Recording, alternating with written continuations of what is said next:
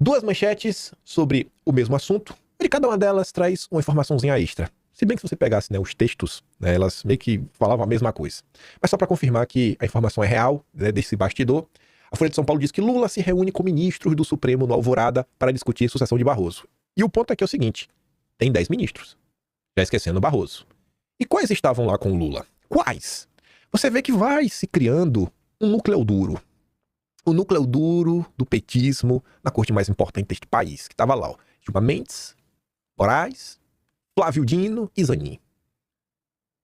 O Fachin não estava lá, que é o presidente da corte. E estava o Lewandowski, que é aí Supremo, né, atual ministro da Justiça. Vai se criando um clima, né? Aí o Estadão, coloca ele na manchete, outro ponto importante. Nome favorito do Lula, e a gente meio que sabe disso, é o Messias. E essa reunião, pelo que consta, para Gilmar Mendes, para Moraes e para Flávio Dino, o melhor candidato seria o Rodrigo Pacheco. Imagine por quê, né? Imagine por quê. Se ficar o bicho pega, se correr o bicho come. Enfim, enquanto você vê que as indicações, pelo menos a do Pacheco, né? Eu não acho que o Pacheco é uma pessoa do notório saber jurídico, porque se fosse, ele estava na advocacia. Eu não acho que tem como o Pacheco ser uma pessoa tão inteligente, que está há tanto tempo na vida pública enquanto político, que tem tempo para estar estudando os meandros da política, né? Pelo amor de Deus, né? Notário saber jurídico passa longe. Do Messias eu não vou falar, porque esse aí é um ser divino e todo dia que ele vai ser o próximo ministro do Supremo. Aí veio o Estadão hoje, com seus editoriais. Deve ter sido aqui a ala mais bolsonarista do Estadão que escreveu esse, dizendo assim, ó, todos querem um pedaço do Supremo. Mal Barroso anunciou a aposentadoria.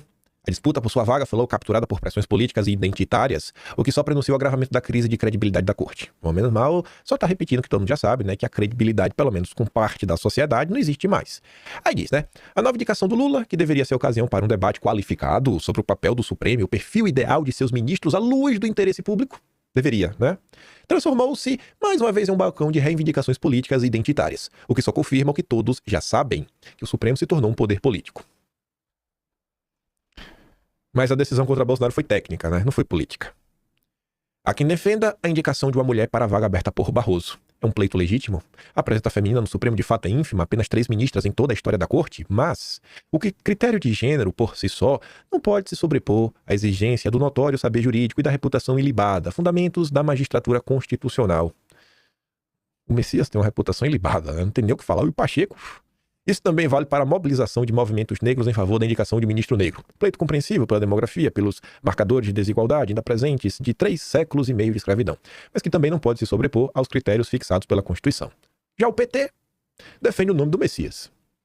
Próximo do Lula, visto como alguém de sua absoluta confiança, Messias reúne o apoio de setores da esquerda, que vem em sua indicação uma garantia de alinhamento político entre o Supremo e o atual governo. Aí eu pergunto para você, né? São setores da esquerda que veem que a indicação do Messias é uma garantia de alinhamento político entre o Supremo e o atual governo. Apenas setores da esquerda enxergam isso? Essa aqui não é a opinião de vocês, não? Eu acho que todo mundo enxerga dessa forma. Eu não sei por que colocar só como se a esquerda visse dessa forma. Eu acho que todo mundo enxerga que o Messias está indo para lá pelo simples fato que ele é petista. E vai trabalhar em prol dos interesses do PT.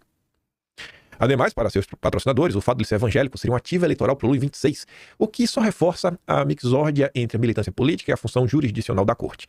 O próprio líder do governo no Senado, Jacques Wagner, reconheceu em entrevista ao Globo que Messias é com quem Lula tem mais convivência, o que desnuda a natureza dos interesses que rondam seu nome.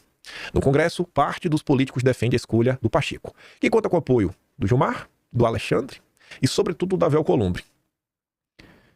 Eu começo até a ter simpatia pelo Messias. Não sei se eu tô errado. Porque o simples fato do Moraes apoiar, eu acho que acaba sendo pior. Não que o Messias também não tenha apoio, né? Eu acho que ele só tem uma preferência.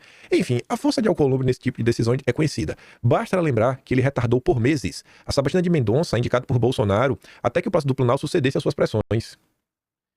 Já pensou se a imprensa, que sabe disso, tivesse ajudado na época a cobrar pelo interesse público? Não é cobrar para ajudar Bolsonaro, mas pelo interesse público, porque é a prerrogativa do presidente indicar.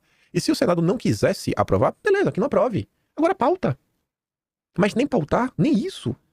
Na época foi um negócio assim surreal, a gente comentava, passavam meses e meses e meses e meses e meses. Bruno Dantas, ministro do TCU, é outro que aparece como supremável, como se diz, favorecido por seu bom trânsito entre políticos de diferentes partidos. Eu não entendi porque não deu destaque ao notório saber jurídico do Bruno Dantas. Eu vou Coelho também. Essa profusão de articulações diz muito sobre o futuro do Supremo, que tende a seguir a trilha da politização e, assim, degradar ainda mais a aura de imparcialidade que deve recobrir a judicatura. Em vez de discutir as credenciais acadêmicas, os compromissos institucionais e a leitura da Constituição que o ministro do Supremo há de ter, os lobbies em ação parecem interessados em saber o que cada um de seus protegidos poderia fazer pelo grupo, pela causa ou pelo governo, não o que poderia fazer pelo Brasil. O debate republicano sobre o papel da Corte e de seus ministros foi substituído por uma lógica pervertida segundo a qual o ministro do Supremo deve representar um segmento da sociedade ou uma corrente ideológica ou ainda atender a uma conveniência política. Essa distorção alimentada pelo comportamento de ministro do Supremo explica a importância inédita que a eleição para o Senado assumirá em 2026. Lá vai. Ao se arvorar em protagonista da vida política nacional, o Supremo despertou a reação de parlamentares que hoje falam abertamente em conter o ativismo do tribunal. Na próxima eleição, serão renovados 2/3 das cadeiras do Senado e só cresce o número de pré-candidatos que agregam usar o cargo para promover o impeachment de ministros. O fato de que essa retórica tenha ganhado corpo mostra o quanto o Supremo se permitiu bandear para o terreno da política. O Estadão aqui não apareceu para reclamar não, viu? O Estadão não apareceu para falar dos inimigos da democracia. Os liberticidas bolsonaristas, não, só falou, tá reclamando do Supremo, viu? Para vocês verem, essa turma sabe o que está acontecendo. Isso que me dá mais raiva é saber que a imprensa entende o que se passa no Brasil e, mesmo entendendo, trabalha contra. Trabalhou contra. Criminaliza Bolsonaro dia sim, dia também. Como a gente comentou ontem, até a Globo, João Pinheiro, comentando que a prisão de Bolsonaro é ilegal. Eles sabem disso, bicho, mas continuam. E vão, porque vale tudo para se perpetuar no poder. O Brasil precisa de um Supremo que opere como contrapeso republicano, não como extensão do governo nem como motor de causas políticas identitárias. Enquanto as indicações forem tratadas como oportunidade para presentear aliados ou satisfazer lobbies, o país seguirá pagando o altíssimo preço de ter um Supremo percebido como um tribunal político e, portanto, parcial. Mas quando julgou Bolsonaro não foi imparcial? Só parcial agora? O julgamento de Bolsonaro foi técnico, inquestionável, perfeito. Aí vê como são as coisas, né? Enquanto o Estadão fala isso, o que o Globo disse? Ao repercutir a escolha de Lula ao Supremo, Miriam Leitão diz que é uma aberração a Suprema Corte do país ter apenas uma mulher e um negro, e nenhum negro ou negra, incapacidade de ver o negro, a mulher negra. Estadão cobra notório saber jurídico, a Globo cobra identitarismo. Tem como dar certo um país desse? E o que é que Miriam Leitão faz até hoje na imprensa? Aí, para tentar, né, lutar por uma democracia mais representativa, os pissolistas tiveram uma ideia maravilhosa. Vamos criar cotas para o Supremo. Cotas, gente. Ali, ó. Deputada do PSOL protocola PEC que estabelece cotas para mulheres e negros no Supremo. Proposta surge em meio a debate sobre sucessão, né? Vaga fica aberta com a passaria do Pacheco. Ela tem cota. Cota para o Supremo. Sempre o PSOL. Já percebeu? Toda vez que vem uma pauta dessa, é sempre pelas mãos do PSOL. Obrigado aí, Mônica Bergamo, por nos avisar dessa linda iniciativa. E o Demetrio Magnoli, que é tipo assim a cota, é o cotista ele é cotista na Globo, né? Porque a maioria da Globo é passapanista de forma absoluta para o Lula. O Magnoli é aquele que meio que diverge um pouquinho, mas dentro do permitido. Aí tá ali, ó. É desastrosa a declaração de Lula de que sua indicação para o Supremo será baseada em parâmetros de escolhas anteriores. Zanin e Dino são indicações de amigos, de partidários, de pessoas leais, as quais, aliás, falta o notável saber jurídico determinado pela Constituição. Pois é. Aí o Carlos Bolsonaro comenta sobre esse caso. Ele escreve ali 4 parágrafos, bem curto. A organização não dá ponto sem nó. É preciso lembrar, os principais responsáveis por essa engrenagem de poder que sustenta as indicações de Lula ao Supremo não estão apenas no Planalto, mas também no Senado. Não é só o Lula, né, a turma que despacha com ele, o núcleo duro do PT, a Janja, não. A turma do Senado também.